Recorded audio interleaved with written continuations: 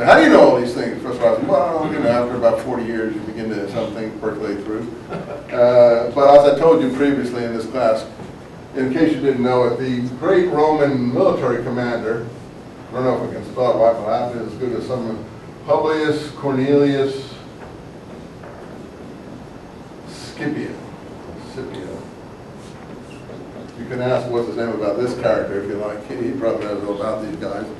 Was the Roman military commander in the Punic Wars against Carthage, and the law is attributed to him. And that's why it's called the Lex Cornelia, whether it was or not. But his name was Cornelius. He's the famous Roman called Cornelius.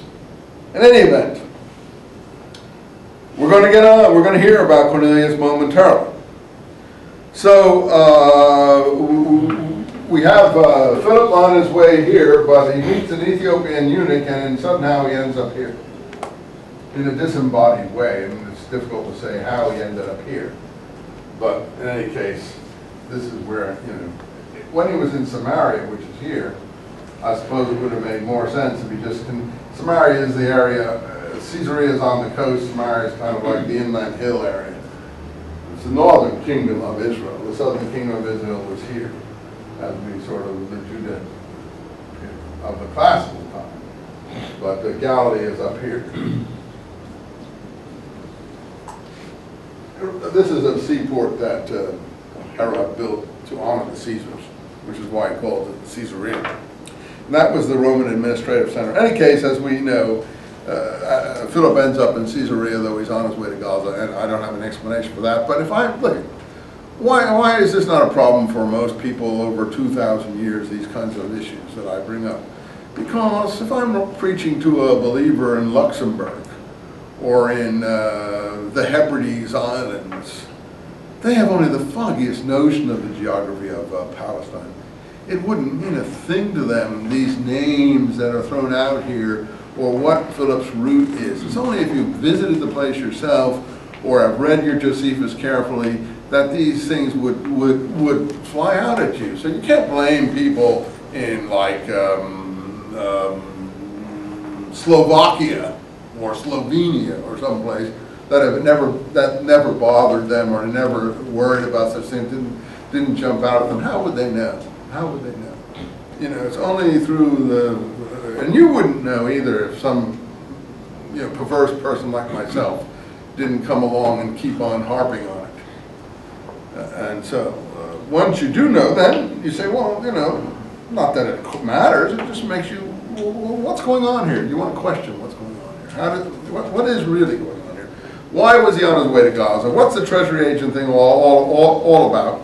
And my explanation is the one I gave you, the one we have in Eusebius, the one we have in Josephus, the one we have in the Talmud, that Queen Helen, the Arab queen, the Ethiopian queen, if you like, from northern Syria, sent her treasury agents to buy grain to Egypt and to Cyprus to relieve the famine in Palestine. And then momentarily we're going to have Paul's own famine relief efforts going to pop up, plus the Cornelia matter, and the whole issue of the circumcision and so on. So I think this is all crucial in understanding chapter 7 to maybe 10 of Acts.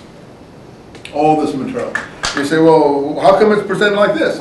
This is what the writers, wherever they were functioning, and I believe they were functioning in Rome. They may have been functioning somewhere else. They were not functioning in Palestine. I don't think they were functioning in Palestine. I don't think they knew much more about the situation than we did. So I don't think that they are to be blamed for the errors or the odd things that they do. I think the writers in Rome, this is how they spun, if you like, the material that they had before them. And you're a script writer, you know how films are done, and you know how new films are made on old films, and how scripts are rewritten and so on. And, you know, just look at some of these, well, just look at that Troy movie we recently saw.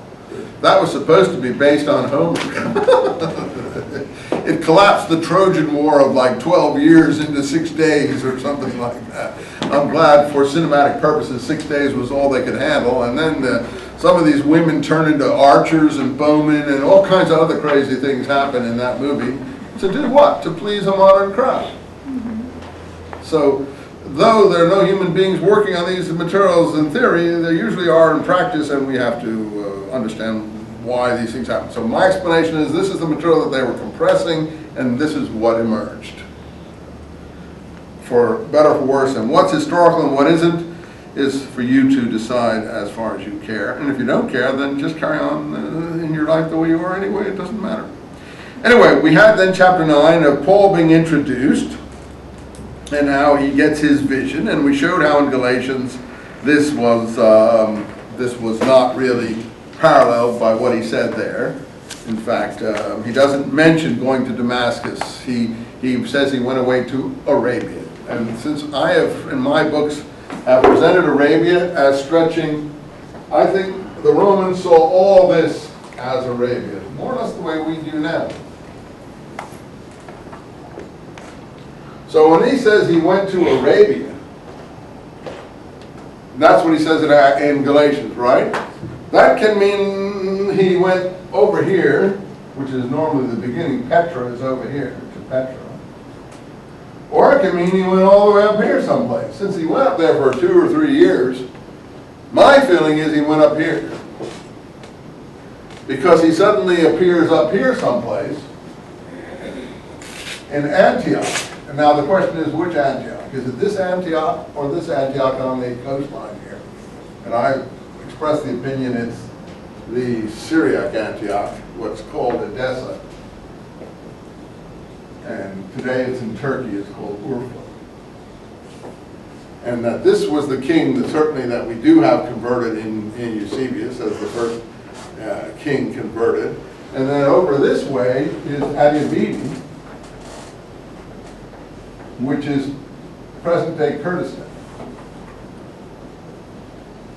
And we know all about that. Mosul is a city that we're now having U.S. soldiers fighting in, and the situation is not going to be anything like Fallujah, as people, commentators point out. And you know what the reason is? Because as it turns out, Mosul is on both sides of the Euphrates River. What was King Agabus called? The great king of the peoples beyond the Euphrates. So he actually was the king of these areas east here. And over here was Persia. So that's off our map. So this is a kind of buffer area in between Persia and the Romans. And they were fighting each other. In fact, there was a big battle that took place here where the Roman legions were defeated south of Edessa at a place called Carhi, which is the ancient city of Haran, which is Abraham's city. So this area here in Edessa today has the pools of Abraham, was always identified with Abraham.